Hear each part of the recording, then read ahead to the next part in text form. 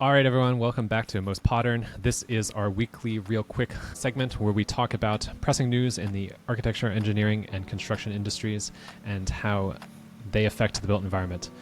Real quick, 6 items. Liu Jia Kun, Chinese architect, wins the Pritzker Prize. The Pennsylvania Housing Action Plan gets enacted. It is revealed that the Chicago mayor's affordable housing plan costs 5.5 times more than market rate housing. Autodesk cuts 9% of staff. Trump tariffs start to affect material costs and construction in America, and the line begins to form.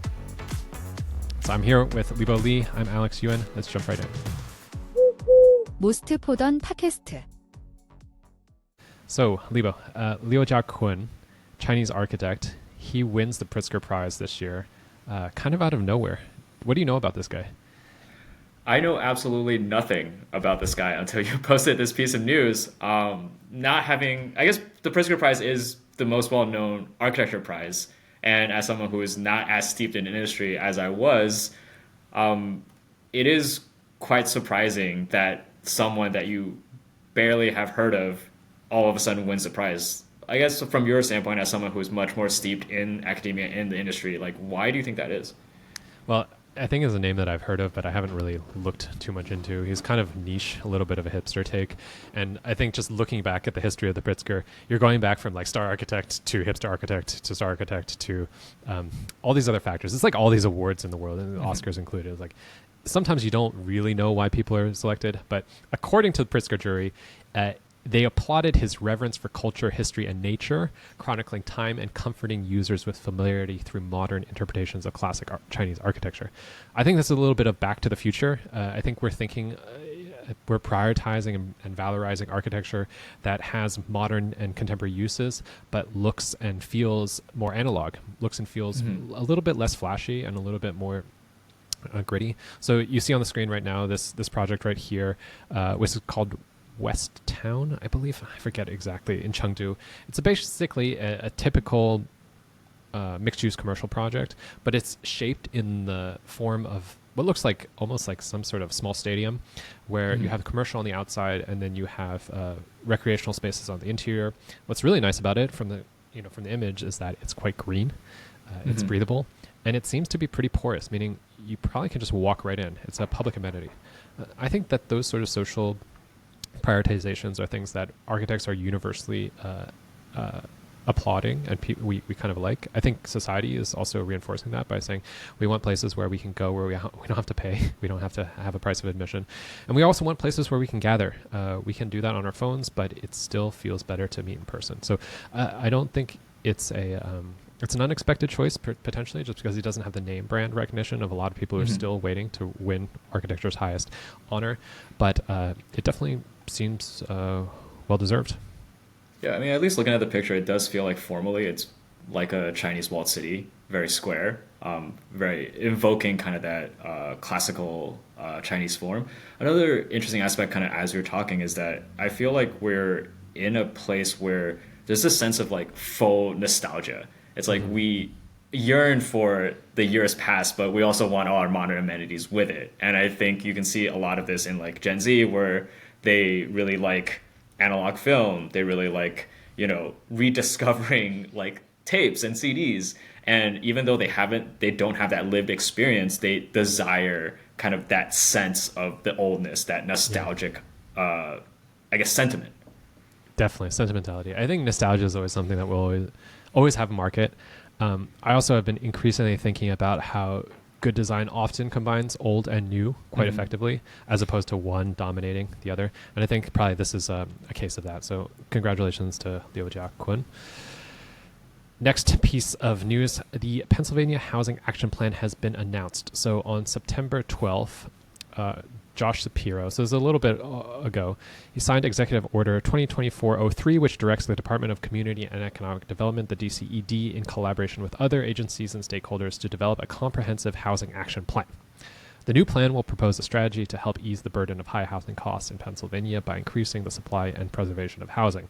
So this is pre-election when I think the volume on housing inaccessibility reached a peak, and I think it's gotten even louder since then. So interesting to see Josh Shapiro, who has, I think, maybe aspirations for a higher office, leading the charge. But Liba, you have an interesting take about this plan.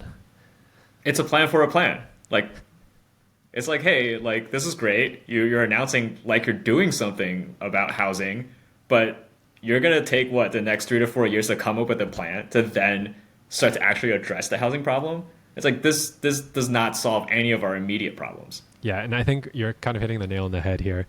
We've seen many plans for plans, and are we in a state where all we can do is create rules, regulations, and policy around something and not get things done? It seems to be an ongoing refrain that you and I have, and we have a lot of skepticism around it, especially in Democratic-led environments.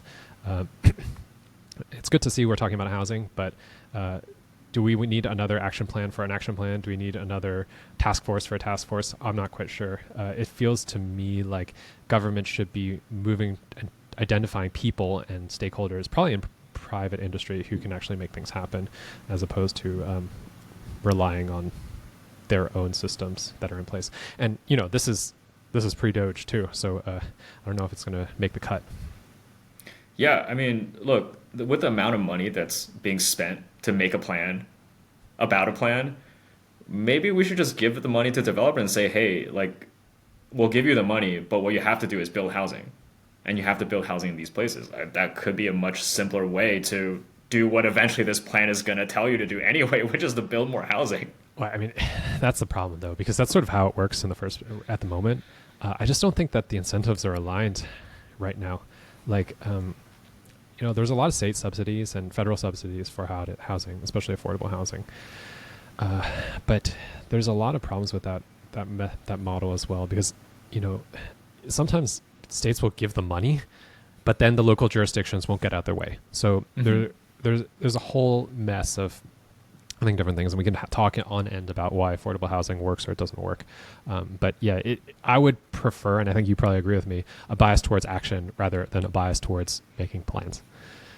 Yeah, I mean, just telling people that they're wrong for being homeless and not providing with them any homes, but then telling them, hey, I have a plan that in 5 years maybe you'll get a house, like, that's not helping. Yeah, we should do a retrospective on all the plans that either succeeded or failed and see actually how many got through.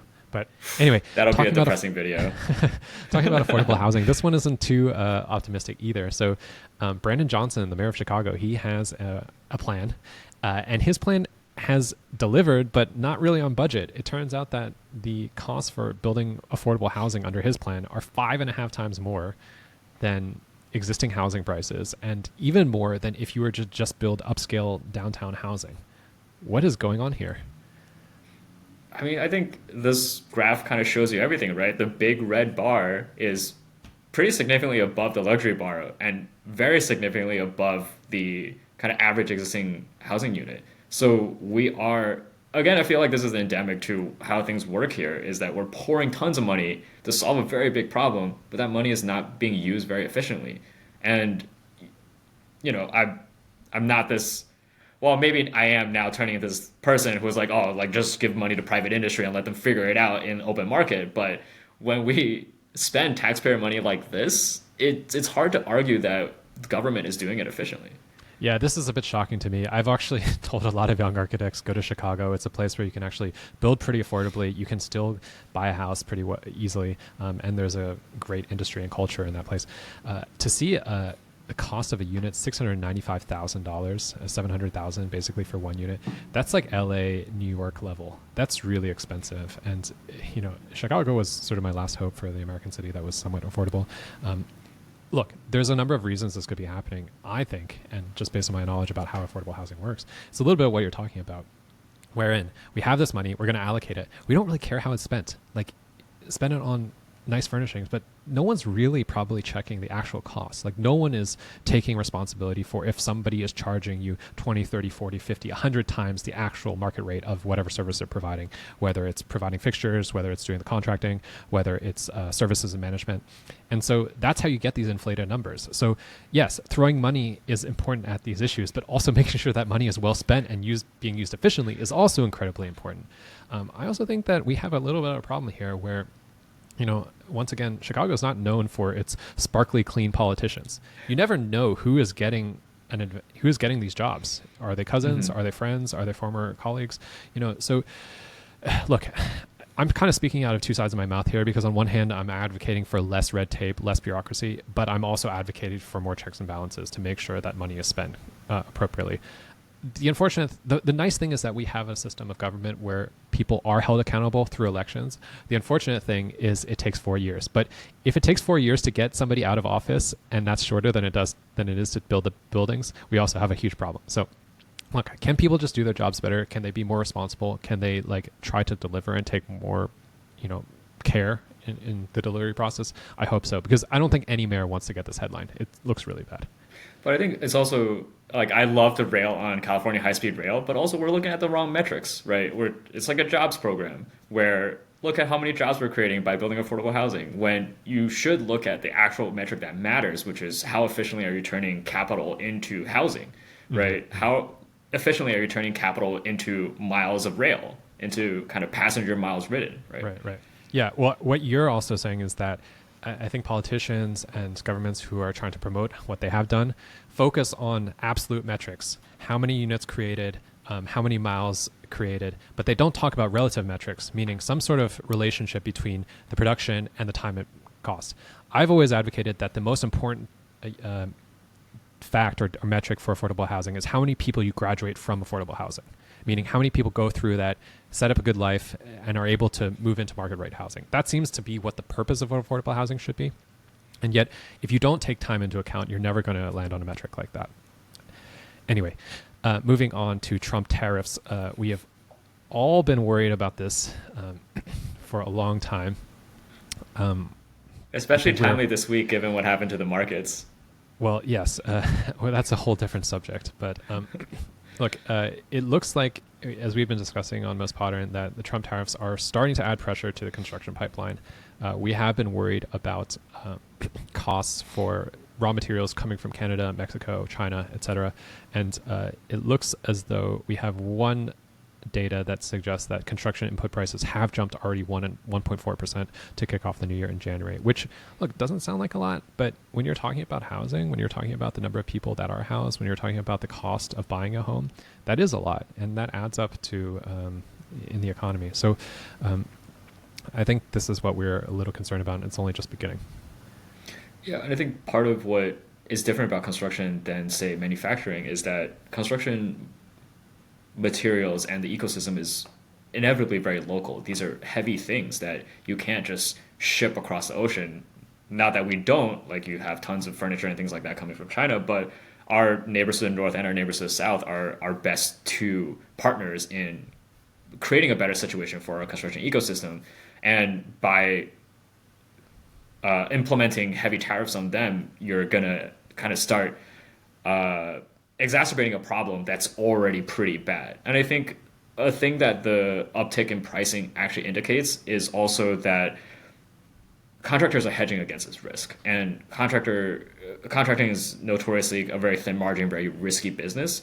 And regardless of how long these tariffs last, just the risk of them going away and then coming back, going away and coming back is something that's going to increase costs, because that's additional risk that the contracting industry is going to have to deal with. Yeah, exactly. I think one of the major issues that's facing building in America is just the uncertainty.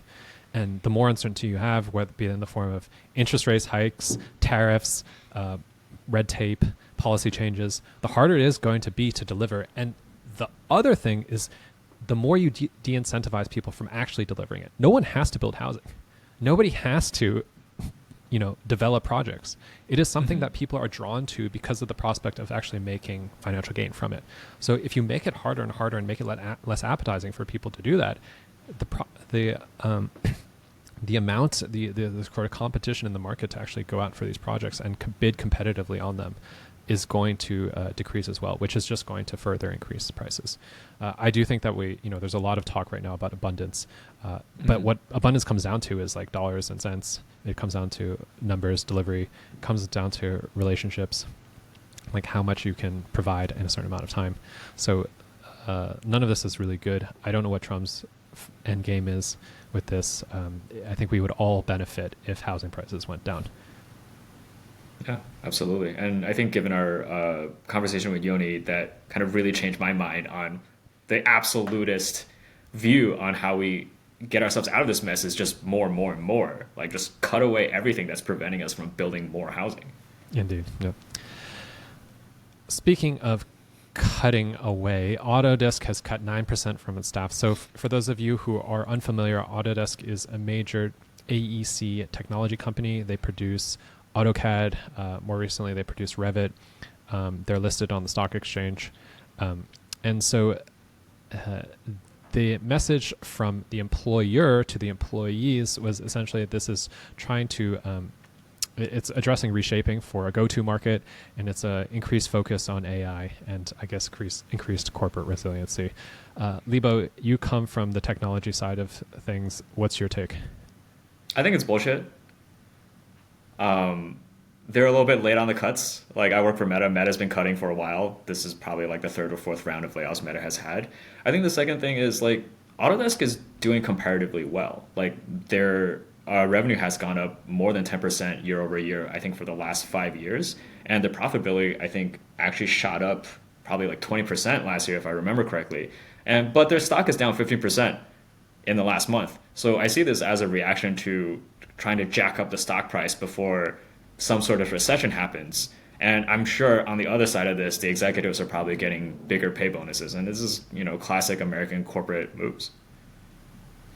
Yeah, it is interesting because the AEC industry doesn't have a lot of stock exchange listed companies. This Autodesk is probably the most visible, but their software is universally used. I guess the other one would be Adobe. All architects are also using Adobe right now. And we had been just talking about the move from licenses to memberships. So all these programs right now, you have to pay per license. And Autodesk has a really interesting program as well, where sometimes because you don't use Revit, which is building information modeling, sometimes you don't use it every day. Sometimes they even charge you by opens, like how many times you open that software. $30 an open. Yeah, which is, so look, it's a lot of money that's going into this. These softwares are essential, and I think the company knows it, but it doesn't seem like they are, I guess they still find a need to, I guess, lighten their staff. But this is something that only, I think, a few types of companies can do, and software is one of them, where you can cut staff significantly and not affect the end quality of your product. If this was a services company, if this is like a support company, if this is like a healthcare company, cutting 9% of staff would be a significant detriment to the output of the product. But here, right, you cut 1 out of 10 people, Revit still works fine, AutoCAD still works fine. You're still delivering stuff through resellers who are bearing the brunt of your support services, and maybe the customer doesn't even feel a difference, but stock goes up, your books look better, and everybody gets better pay packages. Okay, and moving on to our final story, the line in Saudi Arabia, we start to see satellite images of actually the pre-construction work happening at the end of the line. So the hidden marina. So I think a lot of listeners would know about the line. A lot of people talk to me about like, what is that thing that's going up that? What is it? It's the line in Saudi Arabia. It's very directly named. We see images here on the screen of that construction beginning to form. Of course, there's a long way to go, but what do you see here, Libo? We've seen mega projects be completed. We've seen them stall in the past. Is there anything that we should anticipate here or draw from? It's hard to comment on this because everything about this project, about NEOM in general, just seems like hype marketing to the extreme, right? Like they're building all these like huge platonic shapes, spending billions of dollars. They're trying to do things like create the first conscious city. Like, I don't know what that means. What does that mean? But they're spending money on it, right? So, and this is, some institution that has, in our world, close to unlimited money. Exactly. So if anyone can do it, they can do it. So, I'm excited to see how this goes, but I don't know how realistic it is to deliver on all the promises that the marketing is giving. Look, there's a lot of ways to read this project. It's highly divisive. People look at it as a marvel of the future. Others look at it as a blight on humanity because it's unsustainable, it's unnatural. look, whenever you have a mega project, you're always going to have these contrasting perspectives. I always like to think about big projects in two ways. One is like, wow, that's pretty impressive that someone did it. And then you can actually assess how well they did it. So this is a step in that direction to actually executing. Unkept promises lead to an erosion in trust and credibility. So yeah, you put out these images, you say you're going to do it, you better do it. And I do think, like you said, they have the resources to do it. Doesn't mean that they can do it. It's going to be a really complex project. There's a lot of people and smart people working on this, by the way. But at least the groundwork is starting to appear. So it is not just a rendering anymore. It's actually something that's happening. But we've seen this happen in the past too. I think, in a neighboring country in Abu Dhabi, you have Masdar City. And in 2010, 2011, we saw these amazing images from Foster about this like semiconductor shaped kind of wafer looking city. And you look at the aerial images right now, it's right next to the airport. It's still mostly empty and it's very underwhelming. So there's a lot of work to be done here, but it is interesting to see that things are moving. At least we're not cutting down rainforests to build this thing. Yeah, that is one point. Like, there's not much that is erasing sand. Well, with that, that's been our real quick for this week. If you have any questions, suggestions, or things that you want to hear us talk about in the future, please let us know. This has been Alex Ewan and Libo Lee with Most Modern. See you guys next week. Most modern. Most modern. Most modern. Most modern. 모스트 포던 팟캐스트